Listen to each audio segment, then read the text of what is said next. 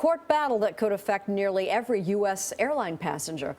The nation's flight attendants want to pull the plug on the new policy allowing small electronics during takeoff and landing. Jeff Pegues is at Reagan National Airport outside Washington with the safety concerns. Jeff, good morning.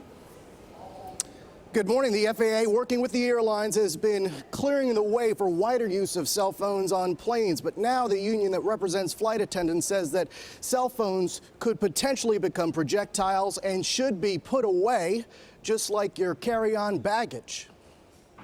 In the nation's skies, passengers have embraced the idea of having access to their portable electronic devices. Sandra Gitlin travels for business. When we get on planes, every minute is precious to us. Flight time en route is 55 minutes from takeoff to touchdown. But the Flight Attendants Union is now fighting to get the FAA to change course on the rules. The union is pleading its case before a three-judge panel in the U.S. Court of Appeals. They say last year the FAA improperly cleared passengers to use small electronics during takeoffs and landings.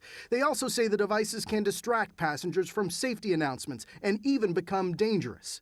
Amanda DeRay represents the flight attendants. iPads, tablets, any sort of portable electronic device, laptops, they can all become projectiles during times of turbulence. And during takeoff and landing, those are the two most critical phases of flight. In the court proceeding, a Justice Department lawyer representing the FAA called the flight attendants' case much ado about nothing. The projectile risks posed by cell phones are no greater than the risks posed by the books that everyone knows you could have out during takeoff and landing all along. As it stands now, passengers can use smartphones, tablets, and e-readers from takeoff through landing in airplane mode or connected to the plane's in-flight Wi-Fi. The Department of Transportation and the Federal Communications Commission are now considering whether to go a step further and allow in-flight cell phone calls as well. Both the FAA and the Flight Attendants Union declined to comment on this case because it is pending litigation. The judges still have to issue a ruling in this case. Nora? Jeff, thanks. Fascinating. I mean, there's going to be an uproar on board planes if people are not allowed to use their iPads and their iPhones during a flight.